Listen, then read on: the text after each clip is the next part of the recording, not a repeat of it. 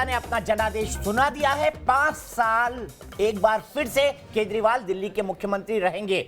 दिल्ली की जनता ने भारी बहुमत के साथ केजरीवाल की पार्टी को जिताया है। अगर अभी के रुझानों की बात करी जाए तो 70 में से 58 सीटों पर इस वक्त आम आदमी पार्टी आगे चल रही है। भारतीय जनता पार्टी मात्र 12 सीटों पर आगे है। वहीं कांग्रेस ने अपने परफॉर्मेंस को एक बार फिर से दोहराया है। 2015 के बाद 0 सीटों पर आगे चल रही है। शिखर से सिफर तक आ चुकी है ये पॉलिटिकल पार्टी और देश की सबसे पुरानी राजनीतिक पार्टी है और देश की सबसे नई राजनीतिक पार्टी से चारों खाने चित हो चुकी है।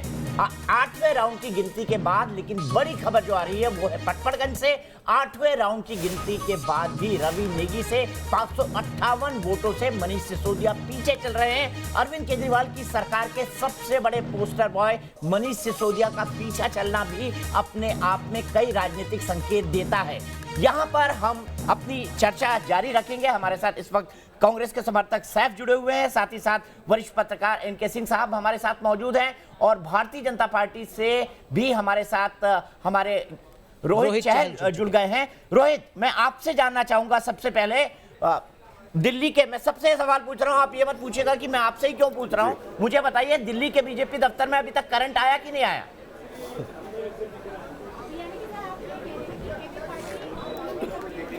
देखिए, करंट तो भारतीय जनता पार्टी के अंदर कार्यकर्ताओं के अंदर था और तभी भारतीय जनता पार्टी के कार्यकर्ताओं ने आप देखिए मेहनत की और भारतीय जनता पार्टी अगर देखें 8% वोट अगर बढ़ा है तो उसी करंट की वजह से पड़ा। लेकिन मुझे लगता है करंट तो लगा है वहाँ पर शाहीन बाग के लोगों और जिस तरीके से अमानतुल्लाह जैसे जो लोग थे उनको करंट तो लगा ही। अमानत देखे, अगर मनीष सिसोदिया जी को करंट लगा है, जो झूठी बातें करते थे, जिस तरीके से बातें करते थे, शिक्षा को लेकर काम हुआ है। ब्रह्म सिंह नहीं जीतेंगे रोहित वहां से। अरे मनीष सिसोदिया जी, मैं मनीष सिसोदिया जी की बात कर रहा हूँ दीपक जी। मनीष सिसोदिया जी पीछे चल रहे हैं, मैं उनकी बात कर रहा हूँ कि देखिए मनीष सिसोदिया इतना शिक्षा में इतना करंट लाए थे कि उनको करंट लग गया। तो मुझे लगता है कि देखिए बात विषय वो नहीं है, विषय ये है कि देखिए जनता ने हम पे अगर 40% वोट अब तक पिछले सारे चुनावों में सबसे ज़्यादा वोट अगर परसेंटेज हमें मिला है तो जनता का आशीर्वाद है। लेकिन मुझे लगता है रोहित चहल, जमहूरियत में सिर गिने जाते हैं, वोट प्रतिशत नहीं गिना जाता। 12 सीटों पर हैं आप अभी इस वक्त की टैली तक, 1 बच चुका है।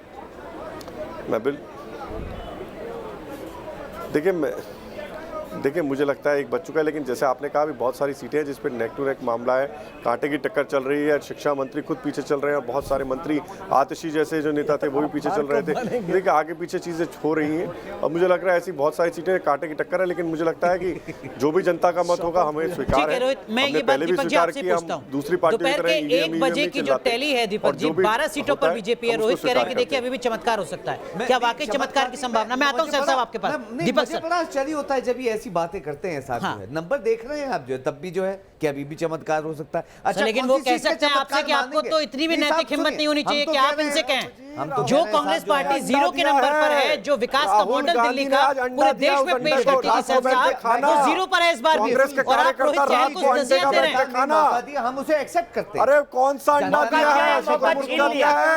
मुर्गी का दिया है? नसीहत भी नहीं दे सकते, राहुल गांधी ने अंडा दिया है। साहब जरा समझिए के ऊपर जो अभी भी ये कह रहे हैं कि हम जो है अभी भी शाहीन बाग जा रहे हैं, अभी भी कह रहे हैं जो है लग रहा है, अभी भी कह रहे हैं हम जो मजबूत फाइट दे रहे हैं। भाई कौन से रीजन पे मजबूत फाइट दे रहे हैं? ठीक है। जो दीपक से मेरा सवाल था, 12 सीटें, 1 बच चुका है। क्या वाकई चमत्कार की उम्मीद बीजेपी को करनी चाहिए? चमत्कार की उम्मीद भारतीय जनता पार्टी को नहीं होगी। उनको तो अभी दुआ करना चाहिए, चाहे तो हनुमान मंदिर चले जाए जहां पर केजरीवाल जाने वाले हैं और वहां पर दुआ करें, प्रसाद रसाद चढ़ाएं कि ये 12-12 बनी रहे, क्योंकि ऐसा ना हो कि आखिरी के बाद रोहित 1 मिनट रुकना। लेकिन केजरीवाल जी 5 साल में एक बार जाते हैं। कोई बात नहीं, गए तो ना, वो गए तो भाई केजरीवाल गए तो। मैं तो सिर्फ ये कह रहा हूं कि आपको दुआ करनी चाहिए कि 12 से कम ना हो जाए। लेकिन मैं अभी दर्शकों को बता दूं, ये तस्वीर आम आदमी पार्टी ने सुबह से केजरीवाल की पहली तस्वीर शेयर की है, जिसमें संजय सिंह जो कि आम आदमी पार्टी के नेता हैं और अरविंद केजरीवाल आप दफ्तर के अंदर एक दूसरे से गले मिल रहे हैं। बस यही 2 बच्चे। बिल्कुल, ये 2 तस्वीरें, यही 2 बच्चे, बाकी चेहरे का नहीं। लेकिन एक जो तस्वीर हमने पहले दिखाई आपको, उसमें संजय सिंह की जगह दीपक जी प्रशांत किशोर नजर आ रहे हैं। क्या उस तस्वीर का भी कुछ मतलब है? देखिए ये जो तस्वीर इस तस्वीर का बहुत मतलब है। इस तस्वीर को देखिए, आप देखिए इसको 2000 2015 के हिसाब से वही प्रशांत किशोर थे, नीतीश कुमार का चेहरा था। आपने देखी थी वो तस्वीर पटना के मुख्यमंत्री निवास से। दूसरा ये चेहरा है। इस तस्वीर ने अगर किसी सबसे ज्यादा उत्साहित किया होगा तो वो होंगी ममता बनर्जी, क्योंकि ममता बनर्जी भी एक मुश्किल लड़ाई वहां पर लड़ने वाली हैं और प्रशांत किशोर उनके रणनीतिकार बनने वाले हैं। यहां पर सबसे महत्वपूर्ण बात, नरेंद्र मोदी के खिलाफ कुछ नहीं बोल रहा है, बड़ा उसको डिग्निफाइड कैंपेन रखना है, ये सिखाने वाले अगर कोई थे प्रशांत किशोर थे, जिन्होंने अरविंद केजरीवाल को सिखाया। सिर्फ अपने कामों की बात करना है, ये सिखाने वाले कोई थे जो वो प्रशांत किशोर थे अरविंद केजरीवाल को। शाहीन बाग पर कोई कमेंट नहीं करना है, ध्रुवीकरण नहीं होने देना है। बड़े बच के अरविंद केजरीवाल शाहीन बाग से बोले और एक बार तो उन्होंने यहां तक बोल दिया कि शाहीन बाग के लोगों को उठ जाना चाहिए, लोगों को तकलीफ हो रही है। तो इन चीजों को फीड करने वाले व्यक्ति लेकिन प्रशांत किशोर है और मुझे लगता है प्रशांत किशोर की यह तस्वीर बता रही है कि आने वाले समय में 2022 या 2023 में जब रणनीति और राजनीति बनेगी तो शायद नरेंद्र मोदी विरोध के एक खेमे के या एक चेहरे के तौर पर प्रशांत किशोर भी शामिल एनके सिंह जी, क्या आप इस बात से इत्तेफाक रखते हैं प्रशांत किशोर 2014 के बाद से 2020 तक खुद को एक बार फिर से स्थापित करने में कामयाब हुए हैं किंग मेकर के तौर पर? हाँ देखिए, कहीं मॉडल फेल भी हुआ, कई जगह गलत भी हुए। हाँ। उनकी स्ट्रेटजी यूपी में फेल रही, कई जगह फेल रही, लेकिन ये बात बिल्कुल सही है कि बहुत ही इंसिसिव माइंड से वो ये जो चुनाव लड़ा है। और ये बिल्कुल दीपक सही कह रहे हैं कि ये उन्हीं की सलाह थी कि आप नरेंद्र मोदी पे कोई भी डायरेक्ट हमला ना कीजिए। और ब्लंडर दूसरी साइड से ये हुआ कि उन्होंने कहा कि भाई आतंकवादी है। ये मेरे ख्याल से ये लैंग्वेज थी नहीं जो कि कहनी चाहिए थी। तो कुल मिला के आप देखें तो प्रशांत किशोर आने वाले दिनों में जो कोशिश करेंगे अरविंद केजरीवाल को विरोधी विपक्ष का एक बड़ा चेहरा बना के प्रेजेंट करने का करेंगे। और एक सुनेता जो है, क्योंकि ममता बनर्जी उसको फिल नहीं कर पाएंगी। बंगाल की पॉलिटिक्स अपनी इतनी कॉम्प्लिकेटेड है कि वहां से निकलना मुश्किल है। और आप देखते हैं कि कोई भी नहीं निकल पाता है जो उसमें फंसा हुआ है। प्रणब मुखर्जी इसलिए निकल पाए कि चीफ मिनिस्टर नहीं बनना था, इसलिए निकल पाए। तो मेरे ख्याल से अरविंद केजरीवाल आने वाले दिनों में फिर से एक बार करप्शन फ्री इंडिया का परफॉर्मेंस का इन सब का एक चेहरा बना के प्रशांत किशोर लाना चाहेंगे। और हो सकता है कुछ हद तक कि वो सफल भी हो जाए, कुछ हद तक सफल हो। लेकिन अनुराग, यहाँ पर जो सबसे महत्वपूर्ण और ध्यान देने वाली बात होगी, ये कॉम्बिनेशन तब तक नहीं बन सकता जब तक कांग्रेस अरविंद केजरीवाल को नेता नहीं मान ले। और कांग्रेस अरविंद केजरीवाल को इतनी आसानी से नेता मान जाएगी, मुझे इस बात की संभावना दिखती नहीं है। लेकिन कांग्रेस सपोर्ट कर चुकी है। पहले जो सबसे पहले अरविंद केजरीवाल मुख्यमंत्री बने वो कांग्रेस के सपोर्ट से बने। अधीर रंजन चौधरी का बयान याद कीजिए जिसमें वो कह रहे कि विकास की जीत है अगर अरविंद केजरीवाल जीतते हैं तो बिल्कुल ठीक है। वहां तक जहां तक बीजेपी को अरविंद केजरीवाल रोक ले उसमें कांग्रेस खुश होगी। जैसे उन्होंने दिल्ली के अंदर अप्रत्यक्ष रूप से कैंपेन को अपना फुस करके आम आदमी पार्टी को सपोर्ट किया, वो ठीक है। लेकिन जहां बात होगी कि नरेंद्र मोदी के खिलाफ अरविंद केजरीवाल, वहां कांग्रेस हट जाएगी। कांग्रेस को लगेगा कि इस गैप को फिल करने की जिम्मेदारी हमारे पास है। सोचा जाए कि अगर नॉन कांग्रेस अपोजिशन फेस, तब तो ये पॉसिबल हो सकता है ना, नॉन कांग्रेस अपोजिशन फेस। लेकिन नॉन कांग्रेस अपोजिशन फेस से अगर उस फेस को आप आगे भी बढ़ाएं तो कांग्रेस पार्टी को आपको एक ब्लॉक के तौर पर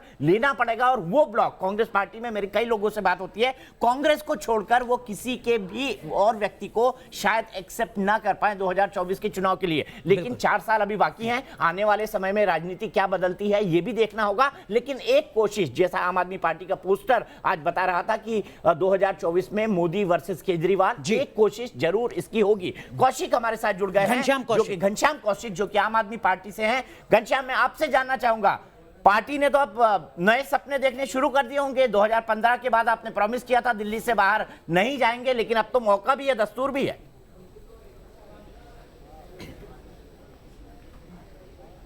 बिल्कुल नहीं, ऐसा आपको क्यों लगता है? देखिए, आम आदमी पार्टी के लोगों को और आम आदमी पार्टी के जो हमारे मुखिया है अरविंद केजरीवाल जी को दिल्ली के लोगों ने एक बार फिर से मुख्यमंत्री बनाकर एक नई जिम्मेदारी दी है। और हम अगले 5 साल अब दिल्ली के लोगों की जो उम्मीदें हैं हमसे, जो हमने उनको वादे किए हैं, कौशिक आपको रोक रहे हैं मनोज तिवारी, क्या कुछ कह रहे हैं बीजेपी प्रदेश अध्यक्ष अमानतुल्लाह? दिल्ली की जनता की जीत हुई है। 2 करोड़ दिल्ली की जनता ने अमित शाह जी को और भाजपा को करंट लगाने का काम किया है।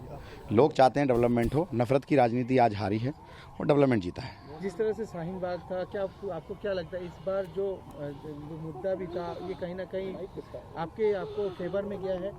देखिए, यहाँ डेवलपमेंट पर लोगों ने वोट दिया, काम पर लोगों ने वोट दिया। शाहीन बाग एक मुद्दा है, इन लोगों ने बनाया, लेकिन एक इश्यूज़ को लेकर के वो लोग बैठे हैं। और मेरा मानना है कि ये काम की जीत हुई है, नफरत की हार हुई है। आपने अपना रिकॉर्ड। तो घनश्याम कौशिक, आप सुन रहे थे आप ही की पार्टी के नेता, क्या कुछ कहें, आप अपनी बात पूरी करें। क्या दिल्ली में ही केवल आम आदमी पार्टी फोकस्ड रहेगी 2024, जिसका जिक्र यहां पर दीपक जी कर रहे थे, इस बम्पर जीत के बाद अपने आप को विस्तारित नहीं करेगी? जैसा कि आपने माफी मांगी थी और दिल्ली की जनता से और कहा था कि अब हम किसी राज्य का रुख नहीं करेंगे।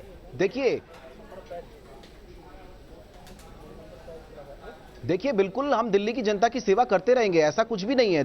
देखिए राष्ट्र के, पूरे देश के अंदर से हमने लोगों से ये आह्वान जरूर किया है कि भाई आप अगर ये सोचते हैं कि हमारी जो राजनीति हम दिल्ली में कर रहे हैं, अगर आप मानते हैं कि ये सही है, काम की राजनीति, स्कूल, अस्पताल, शिक्षा, स्वास्थ्य, बिजली, पानी, इन सब की राजनीति अगर देश के लिए अच्छी है तो आप हमारा साथ दें, आम आदमी पार्टी को ज्वाइन करें। लेकिन इसका मतलब ये कतई नहीं है कि हम अब दिल्ली को छोड़कर देश के अंदर घूमेंगे, ऐसा बिल्कुल नहीं है। दिल्ली के लोगों ने श्री अरविंद केजरीवाल जी को दोबारा से मुख्यमंत्री बनाकर एक जिम्मेदारी दी है और हम आज से ही पूरी मेहनत से दिल्ली के लोगों के लिए काम शुरू कर देंगे और डेडिकेटेडली काम करेंगे और अगले 5 साल आपको फिर से दिल्ली के लिए काम करके दिखाएंगे और अच्छा करके दिखाएंगे। घनश्याम कौशिक, एक चीज मैं बहुत संक्षेप में आपसे पूछना चाहूंगा, जन लोकपाल बिल आप पास करेंगे अगर आप सत्ता में आते हैं, आपने एक बार फिर अपने घोषणा पत्र में इसका जिक्र किया है। दिल्ली स्वराज बिल आप लेकर आएंगे, आपने इसका भी जिक्र किया है। आप कह रहे हैं कि हम सुरक्षा पर जोर देंगे। बीजेपी आपसे सवाल पूछ रही है कि इसमें से कुछ वादे तो आपने पिछले विधानसभा चुनाव में भी किए थे, क्या कुछ अपडेट है? आपने कहा था कि हम 15 लाख सीसीटीवी कैमरे लगा देंगे, नहीं लग पाए। ये अलग बात है कि जो नतीजे हैं वो आपके पक्ष में है, लेकिन क्या कहीं विश्वास का संकट आपको नजर आता है इन सब के बीच में?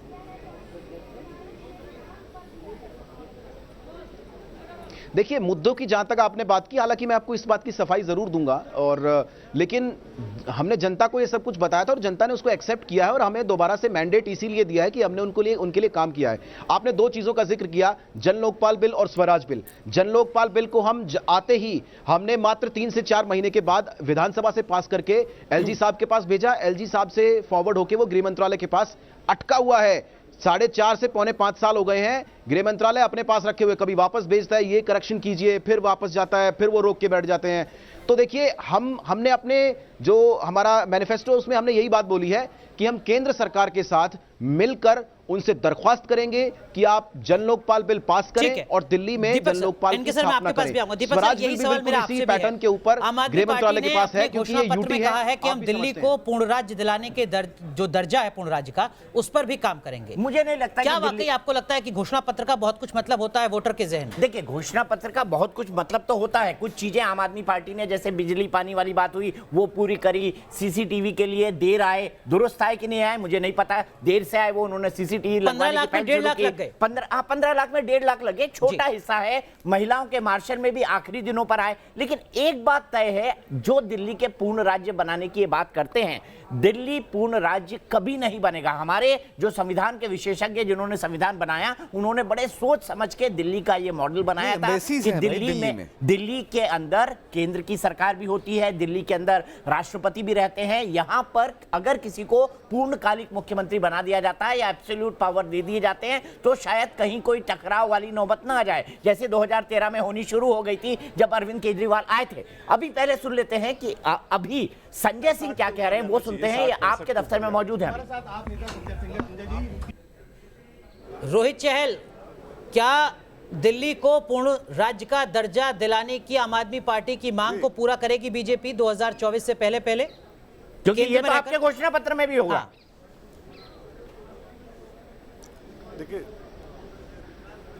देखिए मुझे लगता है दीपक जी ने बहुत बड़ी बात कही। देखिए जो संविधान के जो जानकार हैं उन्होंने जो बात बताई, क्योंकि बहुत महत्वपूर्ण लोग दिल्ली के अंदर रहते हैं। दिल्ली के अंदर जितनी एम्बेसीज हैं, चाहे राष्ट्रपति भवन है, चाहे पार्लियामेंट है, सभी प्रमुख लोग दिल्ली में रहते हैं। तो दिल्ली के अपने आप में सुरक्षा भी बहुत महत्वपूर्ण है और जिस तरीके से बाहर से डिप्लोमेट हैं वो भी रहते हैं। तो कहीं ना कहीं सब चीज़ें ध्यान में रखते हुए सब चीज़ें हैं। और आने वाले समय में क्या होता है वो तो भविष्य के गर्त में है, लेकिन मुझे लगता है कि जो संविधान के हिसाब से और जिस तरीके दीपक जी ने बात कही, बहुत महत्वपूर्ण बात है। नहीं मिलने जा रहा मुझे लगता है कि दिल्ली के मुख्यमंत्री अब ये कहें कि भैया मोदी जी काम नहीं करने दे रहे, 5 साल नहीं 5 साल ये कहते रहे कि भैया मोदी जी काम नहीं करने दे, उसमें क्या अच्छे बीते 5 साल। तो मुझे लगता है कि जो झूठे वादे उन्होंने शिक्षा को लेकर किया था, इसलिए मनीष सिसोदिया जी हार रहे हैं। उसके इन्होंने इतना शिक्षा में काम किया था कि मनीष सिसोदिया जी पीछे चल रहे हैं। तो मुझे लगता है इनको जनता को जो झूठे वादे किए थे उस पर बात करनी चाहिए। हाँ, इन्होंने बड़ी खबर आ रही है, नोएडा से दिल्ली जाने वाला जो कालिंदी कुंज से रास्ता जाता था वो खुल गया है। ये एक बड़ी खबर है। नोएडा से कालिंदी कुंज का रास्ता, जिसके चलते पिछले 59 दिनों से दिल्ली की जनता को बेहद परेशानी हो रही थी, लेकिन इसका ये मतलब कतई नहीं है कि शाहीन बाग से जो आंदोलन है वो हट गया है। शाहीन बाग का आंदोलन अभी भी जारी है, लेकिन फिलहाल इस जो पुल है इसको खोल दिया गया है। हमारे सहयोगी राहुल डबास ने वहां पर क्या देखा ये आपको दिखाते हैं। ओखला बर्ड सेंचुरी से कालिंदी कुंज जाने वाला पुल, यमुना नदी पर बना पुल, जो बीते 2 महीनों से बंद था, अब खुल गया है। यानी जैसे दिल्ली विधानसभा चुनाव के नतीजे आए हैं तो नोएडा से दिल्ली आने के लिए जो बैरिकेडिंग लगाई गई थी वो खुल गई है। हालांकि कालिंदी कुंज से आगे अगर जाना हो, शाहीन बाग की तरफ जाना हो, फरीदाबाद की तरफ जाना हो तो रास्ता बहुत संकरा ही है, क्योंकि शाहीन बाग पे प्रदर्शन अभी भी चल रहा है। लेकिन एक बड़ी बात यह है क्योंकि बीते 60 दिनों से 2 महीने से के आसपास के वक्त से पूरी सड़क बंद थी, जो आज ही खोली गई है। यानी यहाँ से ट्रैफिक कम से कम दिल्ली की परिधि में ज़रूर पहुँच गया है, जिसे पहला चरण, पहले स्टेप के तौर पे देखा जा रहा है। कर रहे हैं रास्ता खुल जाए ताकि आप लोगों को भी फायदा हो। तो फायदा होगा ना, हमारा फायदा क्यों नहीं होगा? गाड़ी खुलेगा, हम तो यही चाहते हैं खुल जाए रोड। एमसीडी का टोल है, एमसीडी के टोल नाके पर गाड़ियां नहीं आ पा रही थी और कम से कम रास्ता खुल गया है तो गाड़ियां आ रही हैं। हालांकि आगे बड़ी समस्या है, क्योंकि अगर फरीदाबाद अगर आप जाना चाहते हैं, नेहरू प्लेस की तरफ जाना चाहते हैं तो शाहीन बाग की जो मुख्य सड़क है वो अभी भी बंद है, लेकिन एमसीडी का टोल नाके तक अब गाड़ियाँ आ सकती है, यानी नोएडा से दिल्ली की सीमा तक। उसके बाद अगर आपको निकलना है तो मदनपुर खादर की तरफ से निकलना पड़ेगा, जहाँ बेहद संकरी गलियाँ हैं, यानी मुख्य रास्ता बंद है।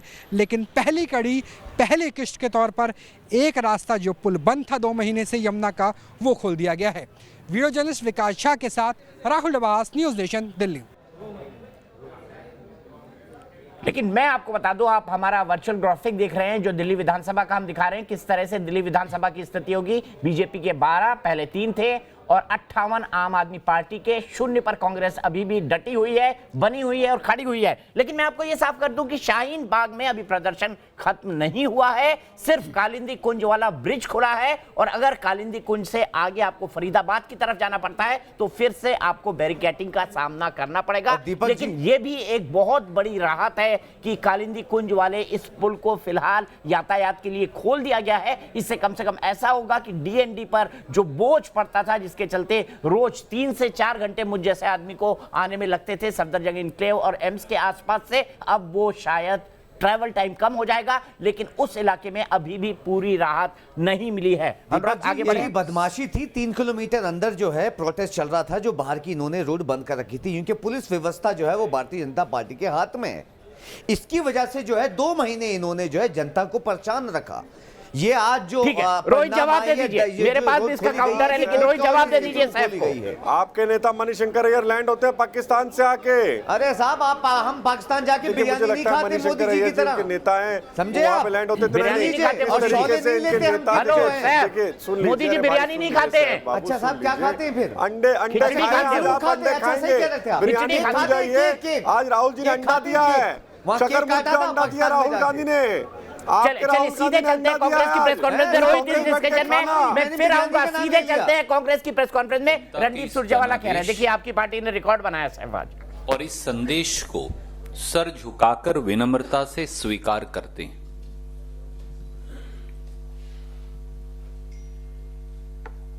कांग्रेस पार्टी को नए सिरे से, जमीनी स्तर से दोबारा मजबूत करने का संकल्प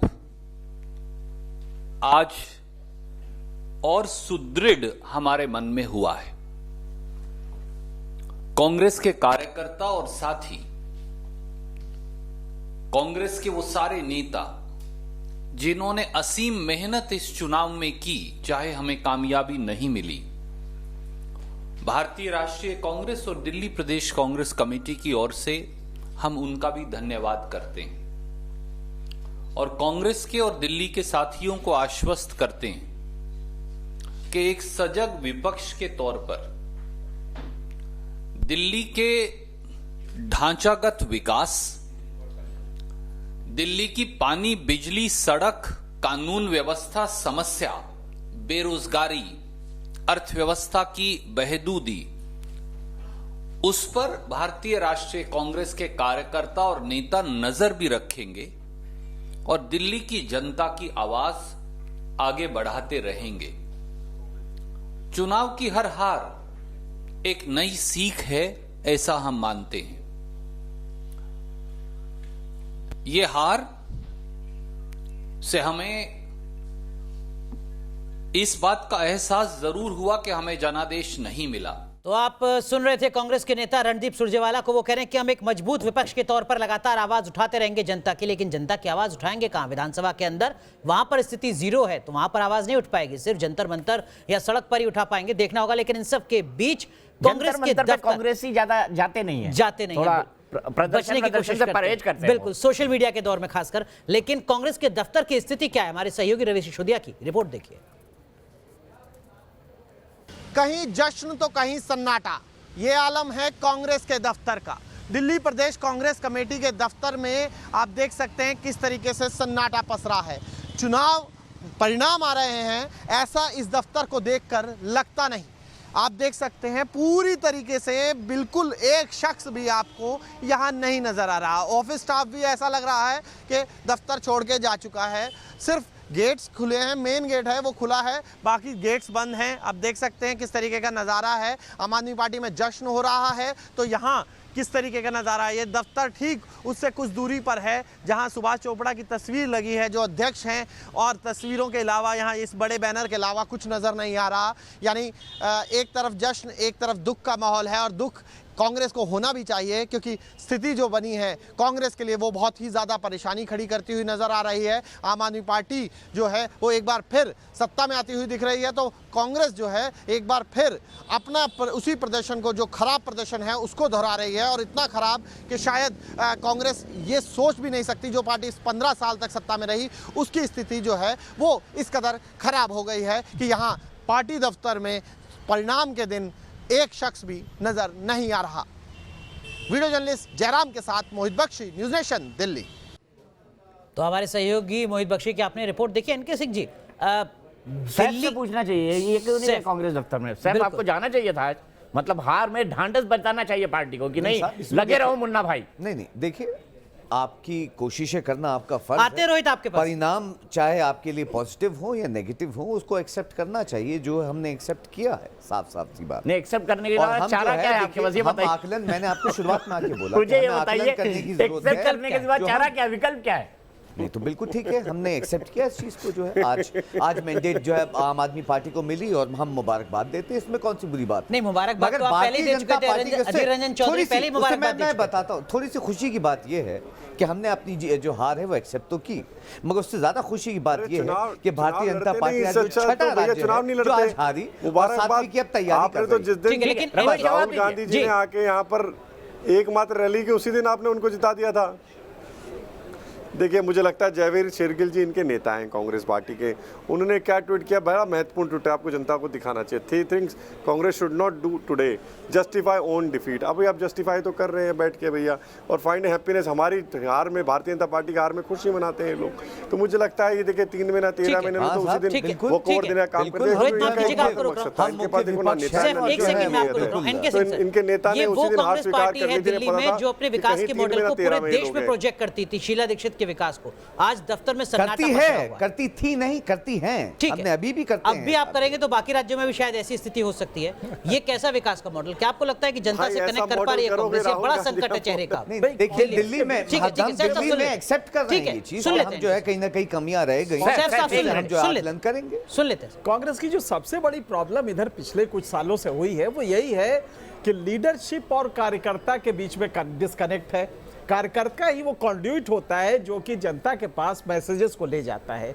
तो आपके पास कार्यकर्ता में उत्साह नहीं है, आइडियोलॉजी से आप दूर हट गए हैं। तो कुल मिला के ये हो रहा है कि कांग्रेस में लीडरशिप उस तरह की है नहीं। राहुल गांधी एक रिलक्टेंट पॉलिटिशियन है, कभी है कभी नहीं है। तो मेरे ख्याल से कांग्रेस को पूरा अपने को रिव्यू करना पड़ेगा। मुलाकात हो पाती है क्या राहुल गांधी से, प्रियंका गांधी से, अपनी बात कह पाते हैं क्या एक प्रवक्ता के तौर पर, एक समर्थक के तौर पर? जो बात एनके सिंह जी कह रहे हैं आप उससे इत्तेफाक तो नहीं रखते, लेकिन हकीकत क्या है? वाकिफ नहीं हूं, I am not really sure कि क्यों ऐसा जो स्टेटमेंट्स दे रहे हैं। वाकिफ तो आप हो गए, सुन लिया आपने। मैं ये जरूर कहना चाहूंगा हमारी बिल्कुल मुलाकात होती है, हम बिल्कुल अपने सुझाव रखते हैं, वो बिल्कुल अपने सुझाव जो है पूरा डिस्कशन करते हैं, हम पूरा मजबूती से रखते हैं। ये पार्टी ने आज जनता, दिल्ली की जनता ने अगर मैंडेट नहीं दी, इसका ये मतलब नहीं हुआ एक बार मुझे जो है आप कांग्रेस को ही वो करना। मैंने फिर आपको ये कह रहा हूँ, एक साल में ही 5 पहले तो आप उसी जनता ने जिताया है। इन्होंने कब सजेशन दिया? इंडियन नेशनल कांग्रेस आजकल वो चीले उड़ा ऐसा रहे है, हैं। गांधी परिवार और कांग्रेस में सजेशन देने का कल्चर नहीं है कार्यकर्ताओं के लिए। नहीं मैं आपको साहब, बता बिल्कुल दूं। है, सजेशन देते हैं, सजेशन लेते भी हैं। आप तारीख बताइएगा खोज के कि आखिरी बार आपने सुझाव कब दिया था। रुक रहे हैं यहाँ पर कुछ देर के लिए, तुरंत हाजिर होते हैं।